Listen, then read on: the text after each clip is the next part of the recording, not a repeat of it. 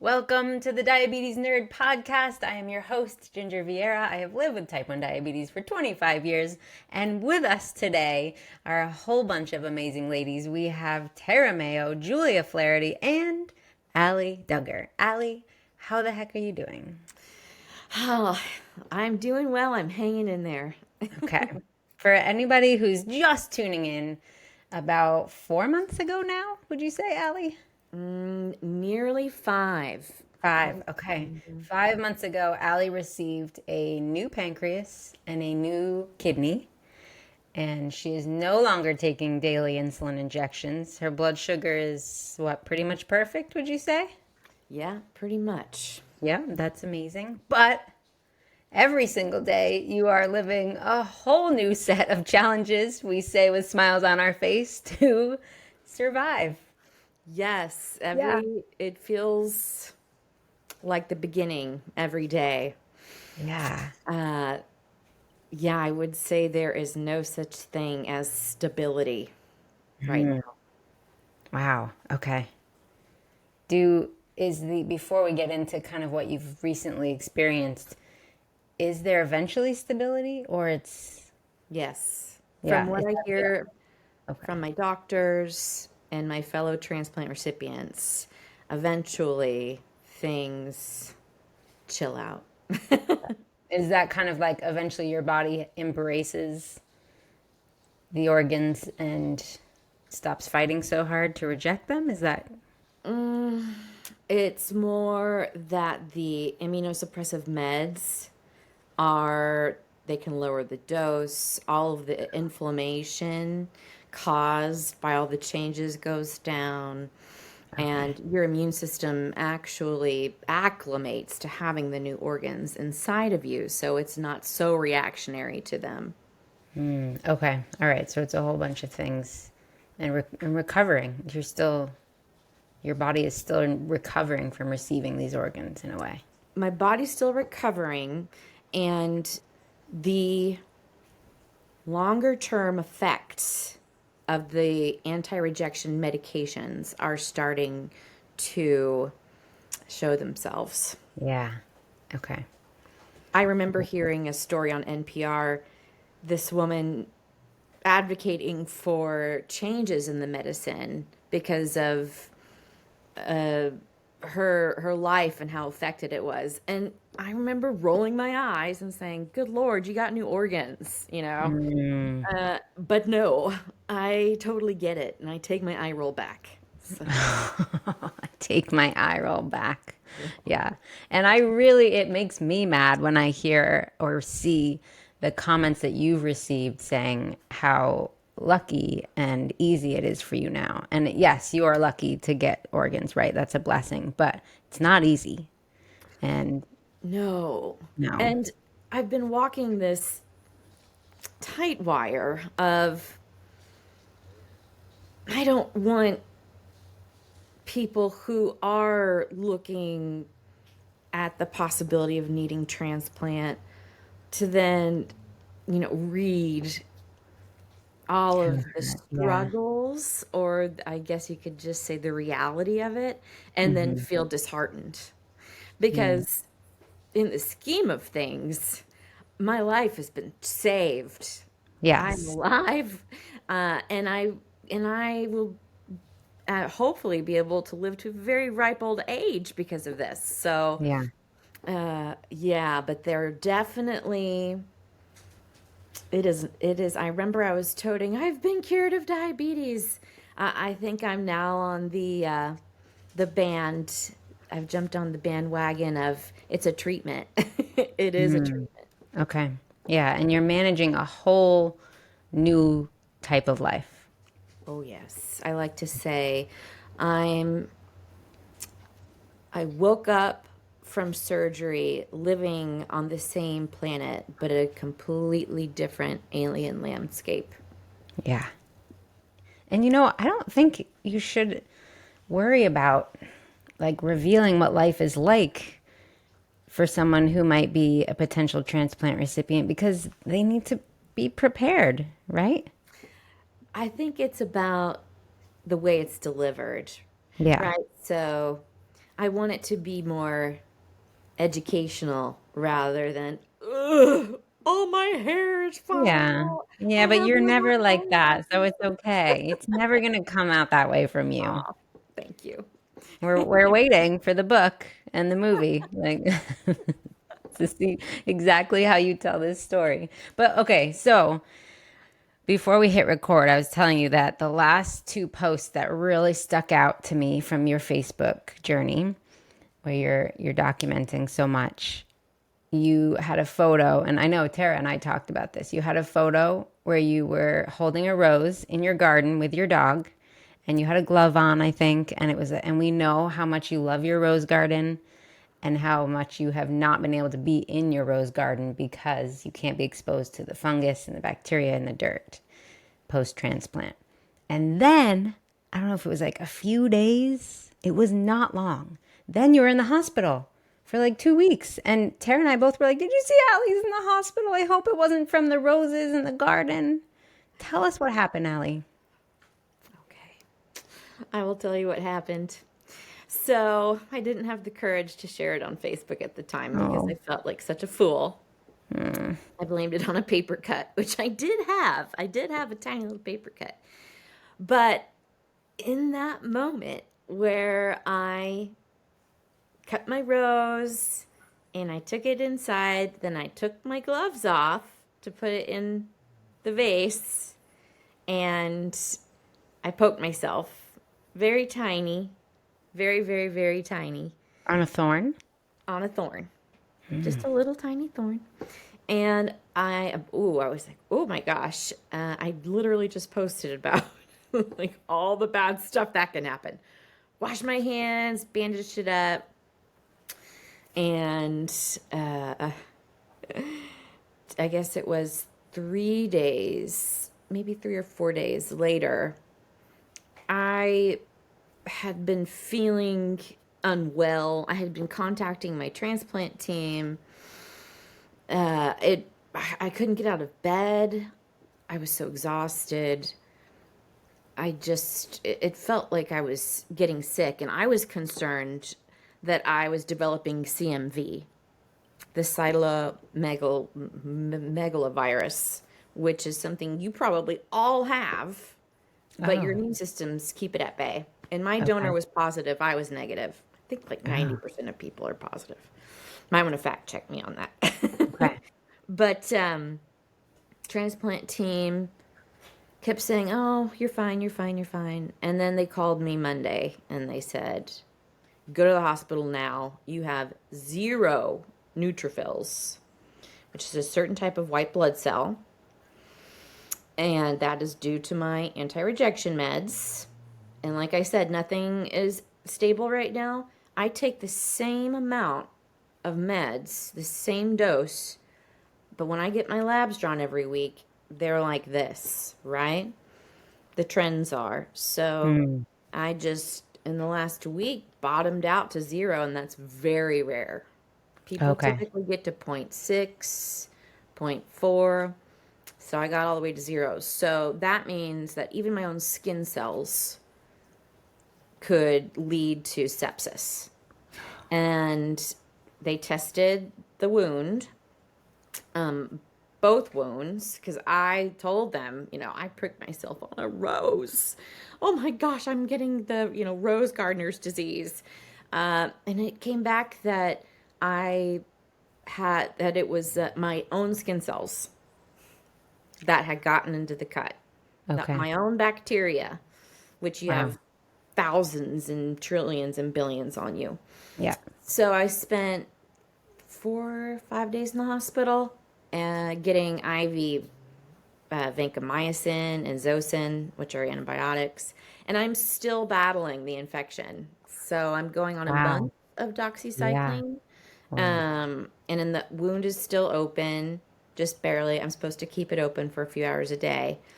Uh, but yeah, don't just wear gloves when Hmm. picking your roses. Also wear them when opening your mail.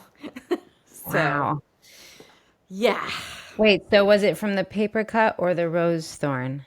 So I honestly think it was the rose thorn because I had had the paper cut for a while, Hmm. but when they were looking at it, it was where the rose thorn pricked me that in the ER, they were like, ah, that looks like the source. And then they cut open my thumb and yeah, there was nothing to drain, but they dug around and removed all the tissue that they thought could be a concern. So I Wow. had to go to wound care for a few days or have wound care come to me and yeah, it I had cellulitis start to go up my arm. So happened in What's went that look like? Cellulitis going redness, up your arm? redness. And Oh, it's something okay. that can happen to type 1s very easily.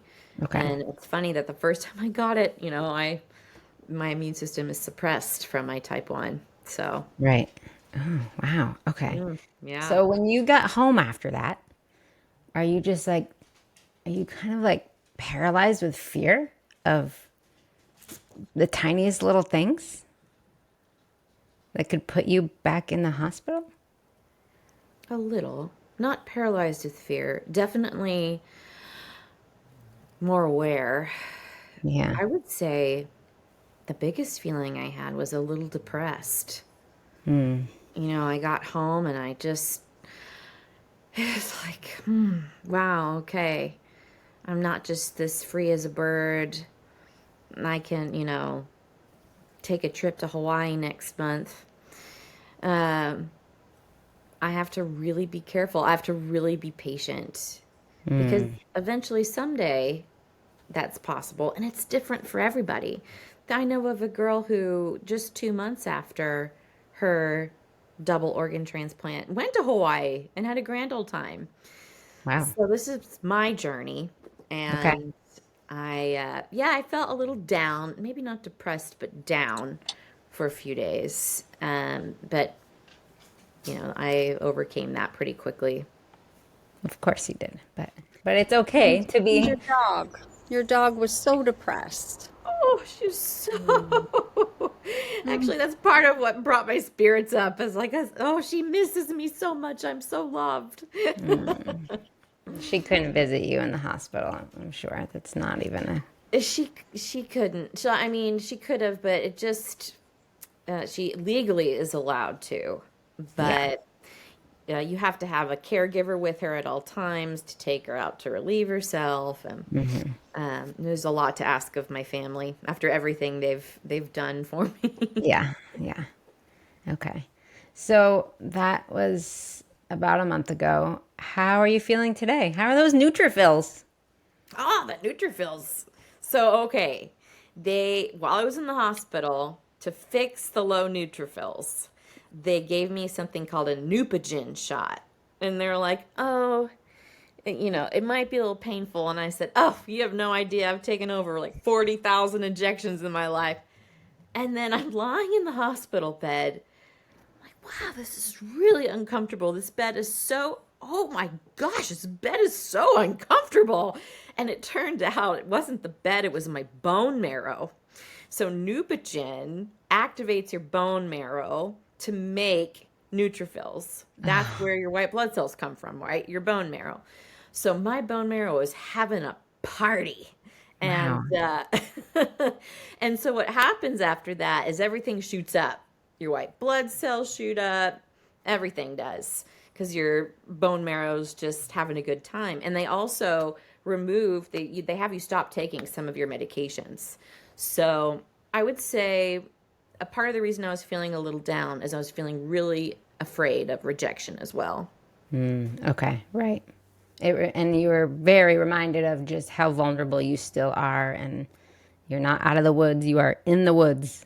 I am in the woods. I am literally at the beginning still. Yeah. Yeah. Okay. Yeah. And it's been, so I'm of the belief of, okay, you can tell me about the effects of the meds, but I also think that if I know those, I'm going to start thinking I have all of them. So I try to refrain from knowing too much, but as they're happening to me, I'm discovering, right? So like I'm having the I'm in the shower and I'm washing my hair, and clumps of my hair are coming out from the tacrolimus.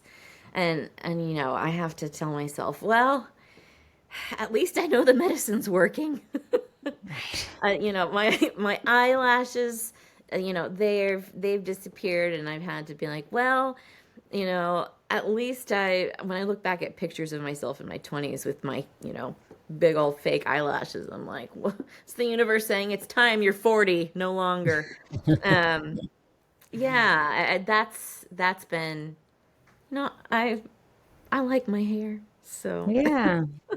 Who and doesn't the like having hair? neurotoxicity as well, that's been the biggest impact um, on me. So, tacrolimus, the main medication for anti-rejection, the big boss, Mm-hmm. is not only toxic to your kidney, but it's also toxic to your brain.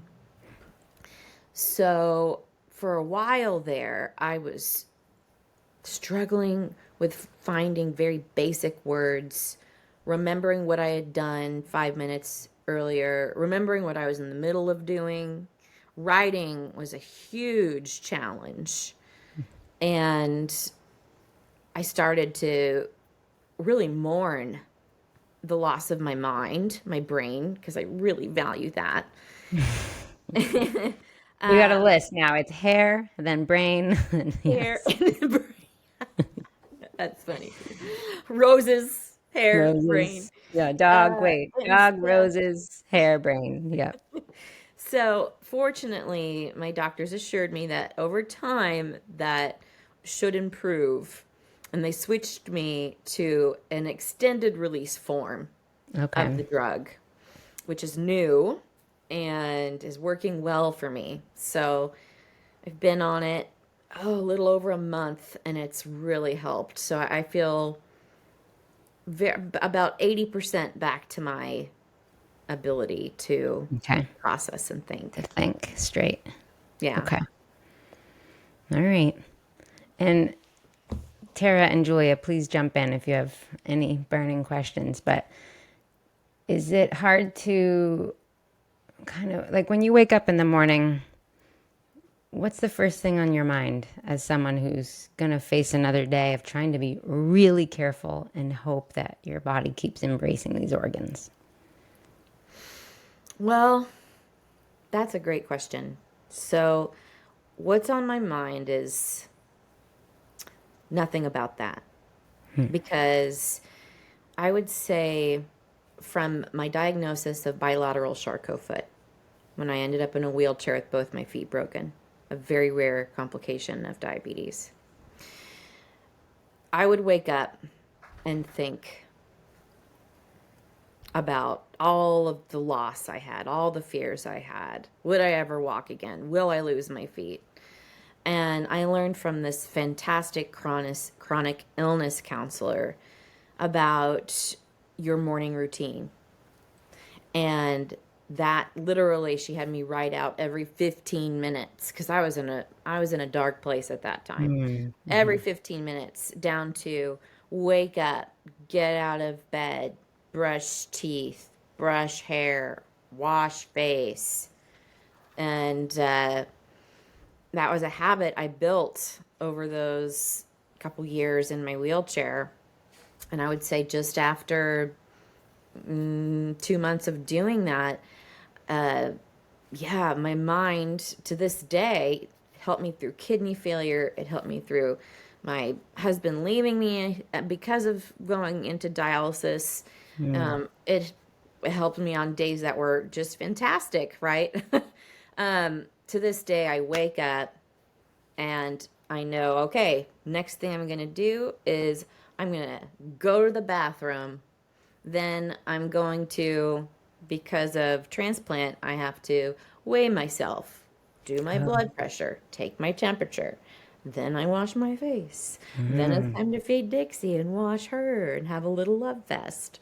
Then I do my morning workout routine, which is still from my Charcot days, where I'm sitting on my butt the whole time and staying Yeah. fit, which is fantastic. And But is yeah, that because you have to be gentle with your body that you can't do? whatever it At is you'd rather first, do. when I first started doing that, it was because I couldn't put any weight on my feet. Right. So I'd be in bed, like, how do I keep moving? And now I just do it because I love it.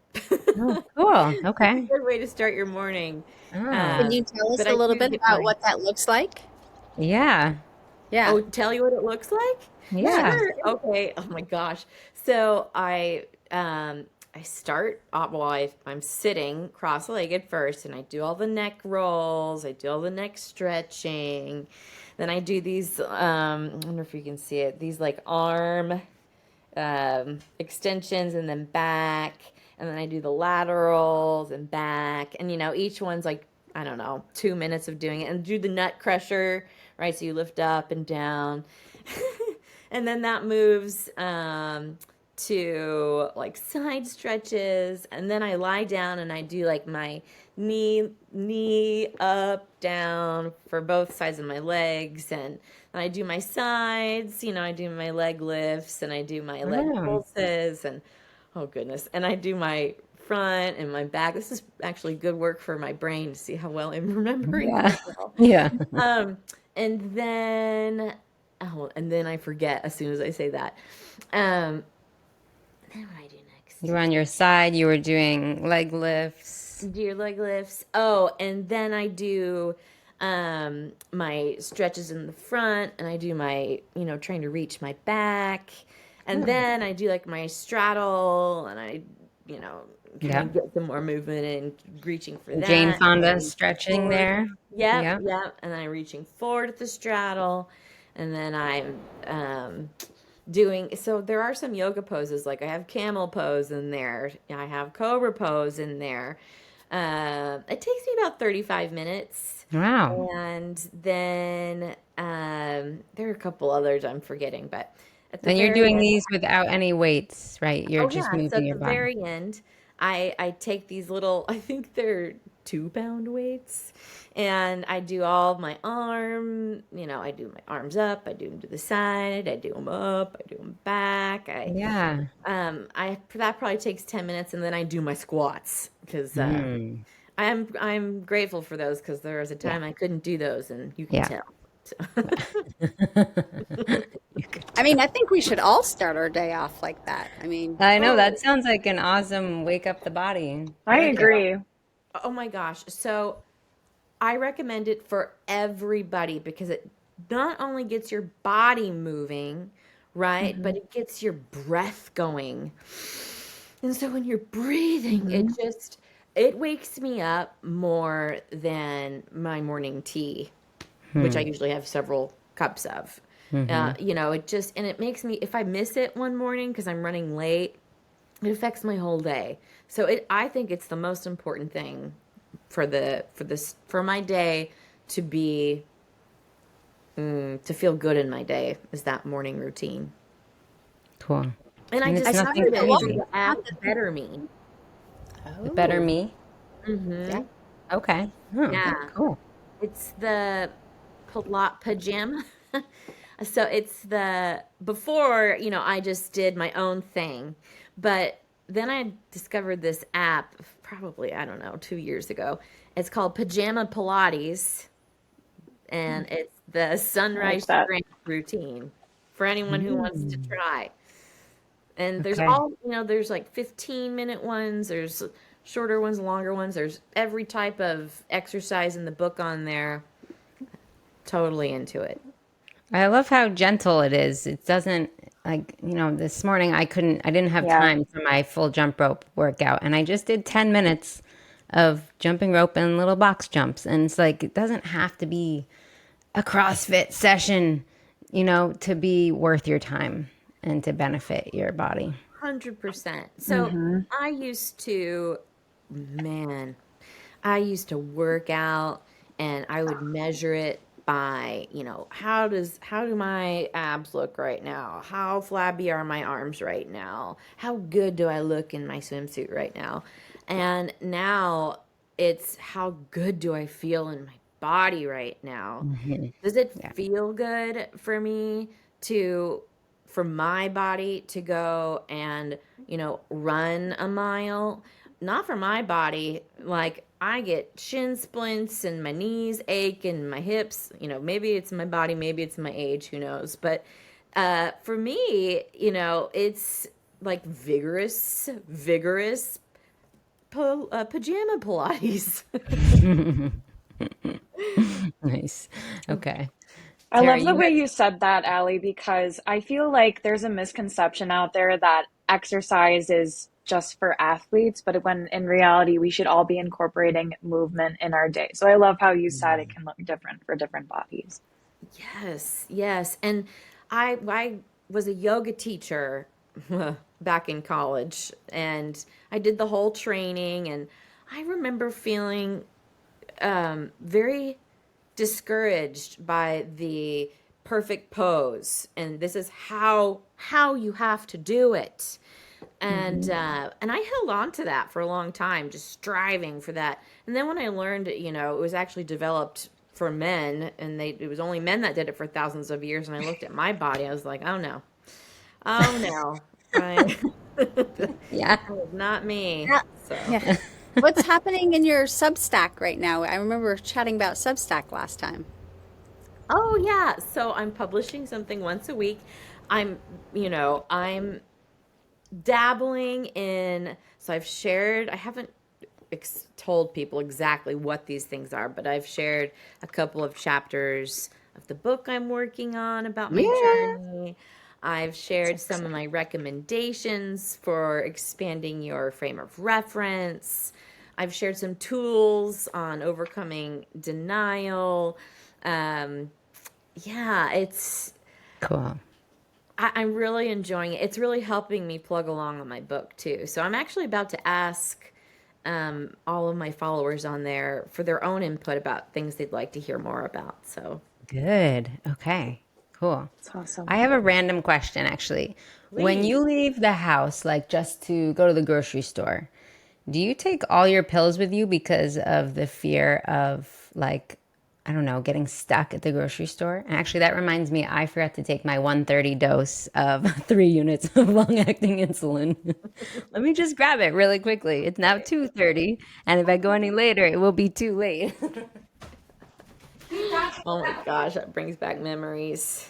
So many memories. I've been working at her house the past like couple of weeks, and her Alexa or Echo, whatever it is that she has it at 1:30, the whole house kind of chimes in, and it's like, it's 1:30. It's time to take your Lantus. You can hear Mm. it. So did that happen today and she forgot? She must ignore it, but I was in the other room. We were working in opposite rooms because we were on separate phone calls. So I hit mute and I was like, It's time to take your Lantus." But I didn't realize that the kids had already told her the same thing. So her daughters hear it and tell her, "It's time to take your Lantus." My phone also Oh, tells me, Ginger, this is your reminder. Take Lantus. And then That's the so kids. relatable that you're just taking it now too. I have all the alarms on my phone for my meds, and sometimes I'll hit snooze, and the hmm time will pass, and Oh, yeah, so it's an 8-minute snooze.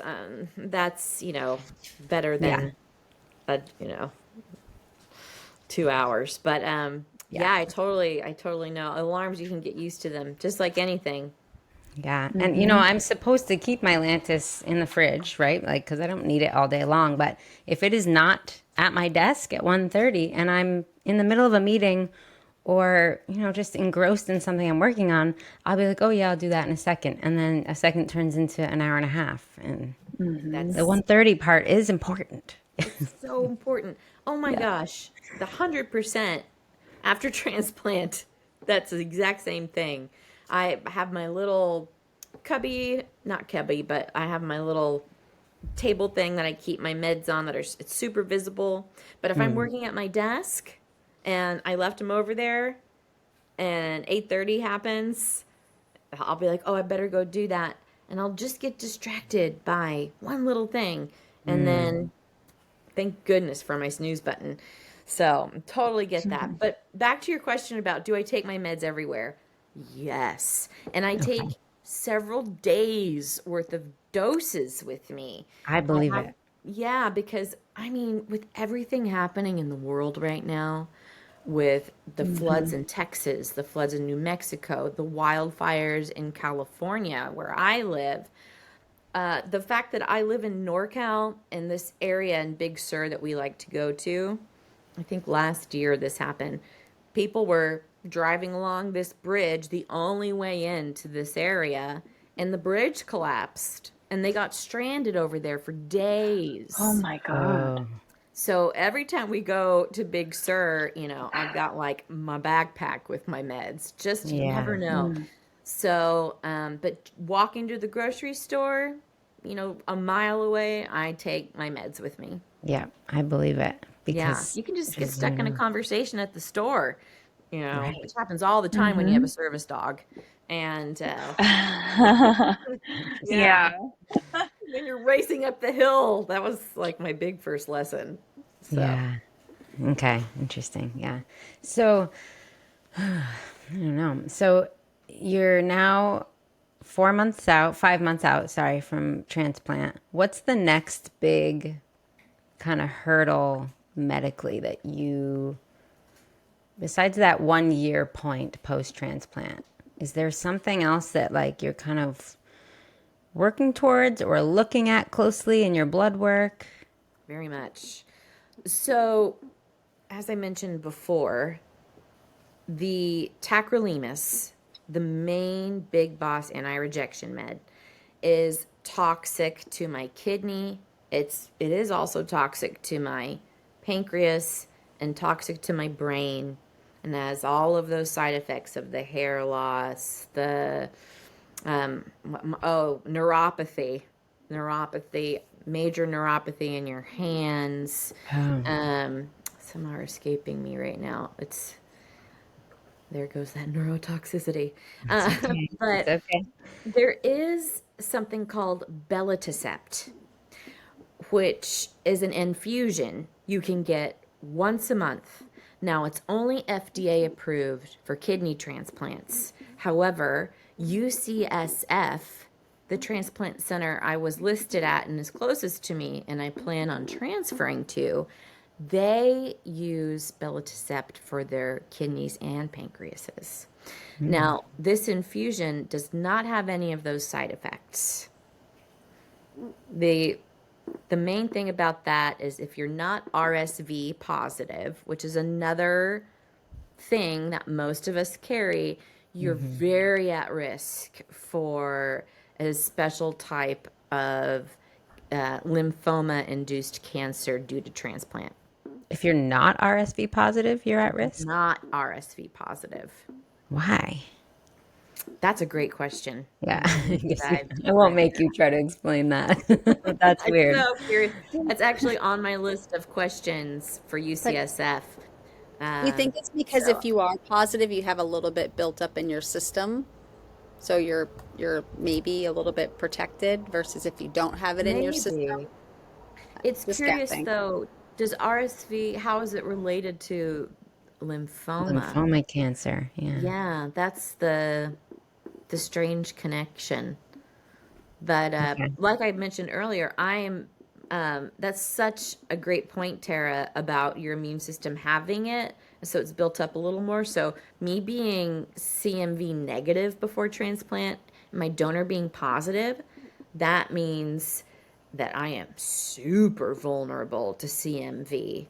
Not Yeah. only because it's living in me, but just being out and about. So they anticipate, yes, you will get CMV. And they have me on something called, I can't remember, it's a very long generic name, but the brand name is Valsite. And I'll be on that for a year and then they'll take me off and then we'll see what happens. Okay. That's currently protecting you from CMV. Yeah, and CMV for you guys, you wouldn't feel a thing, but for someone who's transplanted, it is like the flu on steroids and can be dangerous too. It usually lands you in the hospital. Okay. Yeah, it's another one of those things that it's not, like I think the mainstream impression of pancreas transplant is, oh, she can't catch the cold and she can't catch the flu. But there's like this whole slew of things that we just take for granted that Oh our body gosh. is protecting us from. And we Somebody learn more about that every time we talk to you. I'm so glad you're learning. That's like I want people to learn because I remember my mom, I had acute kidney failure, acute renal failure back in my 20s from something totally unrelated.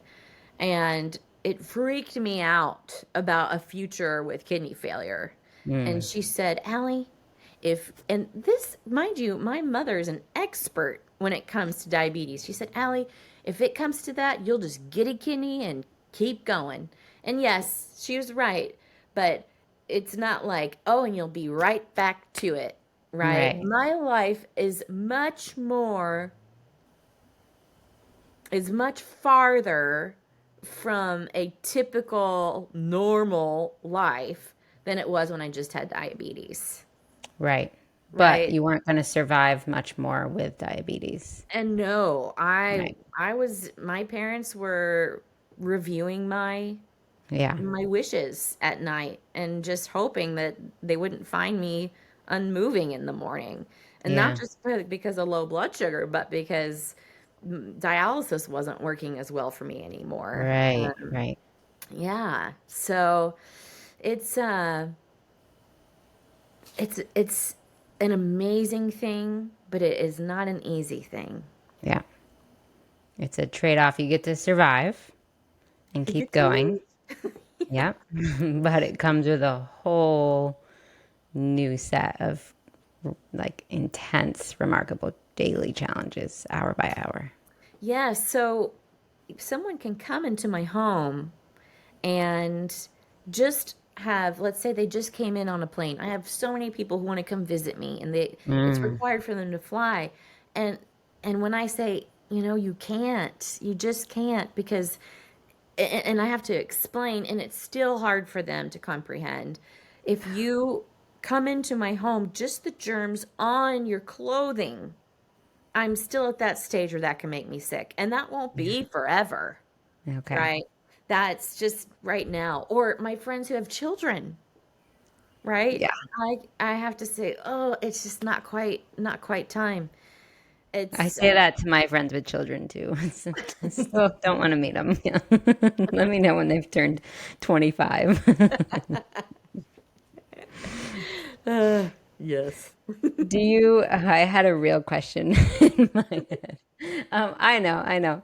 So as we're kind of wrapping this up in a bow, what do you do to keep yourself, well, not keep, like you are very worthy of having days where you're very down, and I'm sure you have them, right? And we all do. What helps you manage those days, and what helps you just on a regular day kind of keep yourself from getting down? Oh, that's really great. So that's a really great question. So to keep myself from getting down, having my routine, right? And I truly, I started developing resilience, hope, gratitude at a very young age when my father fell into a coma and died a year later. And it was all very unexpected. So, my awareness around grief and depression and the adults around me and those that were able to keep going and those that were really debilitated, I was super aware of, and my own experience as well. And I think that truly focusing on gratitude, I can't remember the woman's name, but she has a whole course, which I haven't taken, but it's called Gratitude is Fortitude. And so developing gratitude, which my people will be like, oh, that's so Pollyanna, oh, that's toxic positivity. No, gratitude is actually embracing the whole experience of what you're going through, right? That's saying you can't see the stars without the night sky. That's so true. And it's harder to have gratitude when life's perfect and you're feeling down and you're like, oh, why am I so down? But it's super easy when you're losing your sight and you have a moment where the sky is blue and you see a bird. You're like, I am so grateful I see that bird. So I've worked for many, many, many, many years and continue to do so because it's not a straight line, right? On rewiring my neural pathways to when I have those negative down thoughts for my prefrontal cortex, my regulator, the rational part, to help my amygdala, which is like freaking out, to focus more on things that release dopamine, as in my grateful thoughts, right? For a long time, I focused on outward things that would give me dopamine. So anything from collecting Tom Clark gnomes until I had 1,000, drinking wine, which I think a lot of people can relate to, buying clothes until I had closets full of clothes. Those are all tiny hits of dopamine, and they don't last long, right? They don't last long. And so we want to repeat that over and over, and which is why it's so important to repeat. You say to yourself, oh, I feel like crud this morning when you wake up. And then you're like, well, I'm great. I'm grateful I woke up. I'm grateful that it's foggy and the sun isn't shining in my eyes. And I'm grateful I didn't wake up with a stuffy nose, right? And they could be totally, you can be rolling your eyes even when you're saying them, but it's rewiring your brain. Because those negative thoughts you have, that's all cortisol based. And because of negativity bias, 80% of the thoughts we have a day are negative, and 95% of those are repeated. And so we really are in a constant state of stress. And that just is a terrible state for your body to be in, for your mind to be in. So I really focus on that gratitude. And having a practice of it, it has rewired my neural pathways for sure. It's no longer something I have to focus on. It's something that happens. Cool. And it's interesting you said like an internal source of dopamine instead of external. Yes, an internal source. Yeah. Yes. And gratitude, which is, I would say, gratitude is like the boat, right, that you're in. And so your boat has all these holes, and stress is the holes, right? And your boat's sinking. But when you develop your gratitude, you're plugging all those holes. And then once all those holes are plugged, of course, some pop out here and there and you got to stick them back in. But your sail, which is hope, can actually fill and your boat can move. And gratitude and hope together is what resilience is. I hope this is a chapter in your book, Allie. Yeah. With that Yeah, exact for metaphor. real. We all were like kind of speechless for a second. I was in this mastermind once that was teaching this. It was more from the business standpoint, and I still do it to this day. I have a gratitude journal, and it was to write 10 things every day that you're grateful for. And then on top of that, it was like writing 5 goals that you have, but writing it in the sentence as if you've already achieved them. Because that's that talking to yourself, right? And being able to achieve your goals faster potentially because of that positive self-talk and that reminder every day. And you can change you could change your gratitude, obviously, of the things that you were grateful for each day. But your 5 goals that you set for yourself were supposed to be the same until you reach them. You crossed one off, and then you add a new goal and repeat the other 4. Oh, I love that. I think that's Yeah. lovely. May I share my gratitude journal routine? Yeah. So I will admit, even though I'm a writer, I hate journaling. I really hate it. I don't know what it is. I don't know if it's because it's hard for me to see at night and write, but I was getting to a point where I was like, okay, I've got to add something to my arsenal, right, for developing gratitude. And everyone talks about the gratitude journal. So I started with just getting a journal and writing 1 sentence a day on a fresh page. And I remember my very first sentence is, I am grateful there's iodine in my salt so I don't get a goiter. I mean, that is how difficult it was for me to find something to be grateful for about. And then eventually that turned into my day of gratitude would go for pages. And then I love that part about the goals. That's something I may add to mine as well. Yeah. I think that really is also fuel for hope too.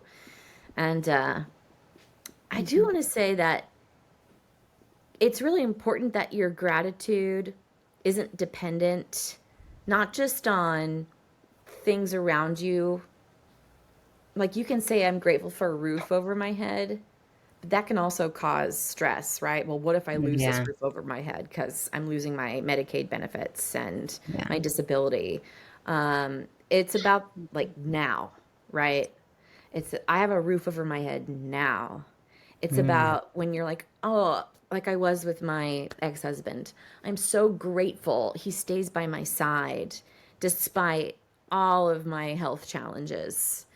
Well, when that wasn't the case any longer, my gratitude that was taken from me. My gratitude was taken from me.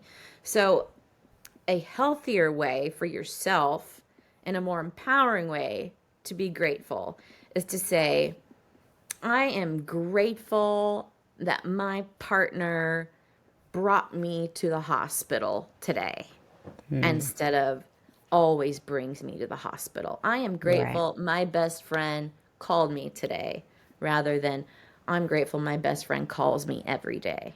Does What that if make you're sense? grateful your best friend calls you 7 times a day? That's a great thing to be grateful about. That's what she But don't does. say I'm grateful she always calls me 7 times a day because that No, time she no. calls you I'm six. grateful she's called me 7 times today. Yeah. How about that? Yes. That goes both ways, just saying. I usually let you call me, but yeah. Oh, that's great. Well, thank you, Allie. That's something everybody needs all the time, and I appreciate it. I think I'm gonna try. As you were talking about your gratitude journals, I was thinking like I don't want to. I need to. I'm at a little point in my life. I need to work on that and get through some stuff. But I was It's thinking I do simple. not want to write lots and lots and lots. Oh, so that's what I shifted to when I was like, ugh, I still don't like with this writing thing. I just started to do little voice notes. Oh, yeah. Yeah, because Oh, I I like realized that. I wasn't looking back and like reading like, oh, on May 1st, I was grateful for diet cranberry juice Mm. with my dinner. I wasn't reading back. It was just about working those neural pathways, Yeah, right? right. Putting it down somewhere somehow. Yeah. Yeah, and literally saying it aloud is just as when I became an educator, they were saying how important writing is because of the way that it's processed in your Hmm. mind. But it's also just as strong to repeat it to yourself 3 times Hmm. because there was a point I Yeah. couldn't write because of my vision. I couldn't tell if I was writing an O or a P or a D. Hmm. So I think that's really important to take into consideration. Yeah. And the And then it last, can be simple. it should be so simple, Yeah. right? I've bought gratitude journals and it's like, about what are you grateful for that happened in the world today? What are you Mm. grateful for? I love the voice. Yeah. And that's exactly how I feel about a gratitude journal, telling me what to be Right. gratitudeful, And then to be it's like, Yeah. oh, grateful one for. was like, how did I appreciate the power of nature today? I'm sitting there like, No, I'm of in course. California. It's the same every day. Um, but the thing I think that's so important for people with diabetes to realize is an average person has 30,000 thoughts a day. And a person with diabetes on average has 50,000 thoughts a day. And that's because Mm. of all of the extra decisions you're having to make about staying Staying alive. alive. Yeah, Jane. Yeah. Yeah. So if you think about that, 80% of our thoughts are negative. That's a lot of thoughts that you maybe aren't even noticing are pessimistic Hmm. or fatalistic or just, a little Eeyore. So I really hope Mm-hmm. that if people need more assistance, they need mentorship in developing gratitude, my DMs are always open. My Substack, you can always reach me on there. I'm very active on Facebook. It is really rough for me to check my messenger, and definitely my Instagram messenger get a lot of love because I'm never on there. So, yeah, make a comment on one of my posts. Okay. Yeah, I'm really happy to share all I've done because there's a boatload, a Well, and more of things. yeah, what you really are conveying is that it's an active effort and you're investing in developing Yes. this thing. It doesn't just come naturally to you. You're not just la di da, I love life and I have new organs. It's, yeah, No, and I'm not just Yeah. like everything's rosy. I'm grateful for everything. no, yeah, It comes from the and when I say from the dark places, that doesn't mean it comes from your parent dying. It can mean it comes from getting in the shower and the water's cold. And you're like, oh, it's a cold shower. How am I gonna go through my day? That is a dark thought. So yeah, you don't have to have absolute trauma to develop gratitude. right, right. Mm-hmm. Julia, did you have something you were going to ask?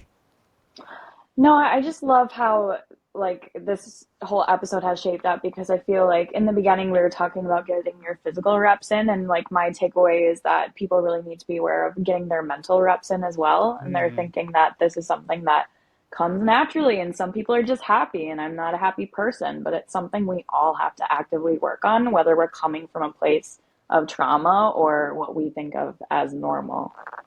Oh, that's such a great point. Because there are so many people that say, "Oh, well, I'm just this way. I'm just a negative Mm-hmm. person. I just can't do that."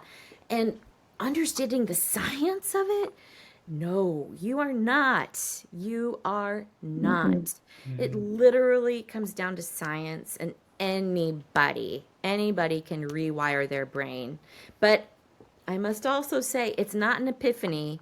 It's not a finish line. right. You don't No. arrive and you're like, woo, okay. Yeah, I mean, it Right. is, yeah.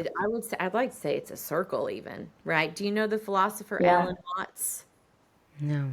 Okay, Mm-mm. so he really brought Eastern ways of philosophizing and thinking to the States, to the West in the mid 20th century.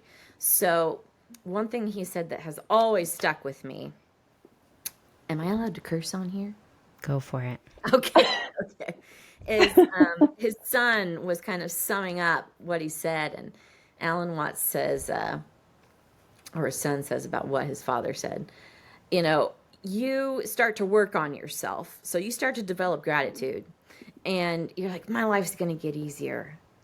But actually, what happens is once it gets a little easier, something even bigger happens, and it's Mm. another level up, right? It's another, Yep.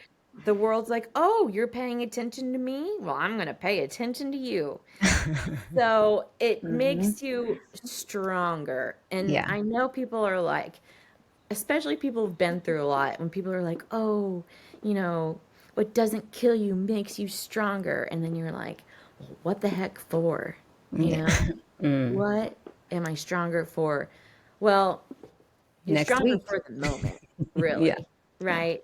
And yeah, because that really is all we have. Memento mori, like the Stoics say. You will die. You will die. And it's So, never going to be easy unless you go. I have a family member who, she's in her mid 80s now, but she's been basically hiding in her condo for 40 years, maybe longer. And so she doesn't have a lot of stress or trauma or drama or angst in her life, but she's not really experiencing life either. right. And those are So it's, all, Yeah. so we run from all of that, right? We don't want to feel that. We don't want to feel anxiety. They even, I think it was in the mid 90s, this group of doctors came together and they decided on a scale of 1 to 10, when can they clinically diagnose somebody with anxiety? And with the best intentions, they said if they answer one of these 10 questions, yes. And so now we have this aversion to feeling anxiety when it's actually really important. It's a really important experience to have. Just like fear, just like, those are the things that develop you. Those are the things that make you feel fulfilled and that you have purpose. It's the balance. So don't be afraid of practicing gratitude, not that it's going to like make your life a lot harder. It's going to make your life easier, but it's going to make it so that when those harder things happen, it's a lot easier to deal with. Yeah, life is never easy, and practicing gratitude helps you get through it. It's basically Life the bottom line. never easy. Never easy. Yeah. Isn't that the truth? Ellie, we've learned a lot once again.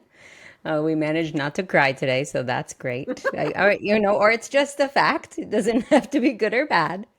And thank you. We appreciate your time. And we want to check back in with you in 2 months and see what else you have to teach us. Oh, wonderful. I love it. Okay. I love Yeah. it. So good seeing everybody. You too. So We love nice you. to We're see thinking you. of you. Yeah. And take I those love pills. Allie days. I love Tara, Julie, and Ginger days. Yay.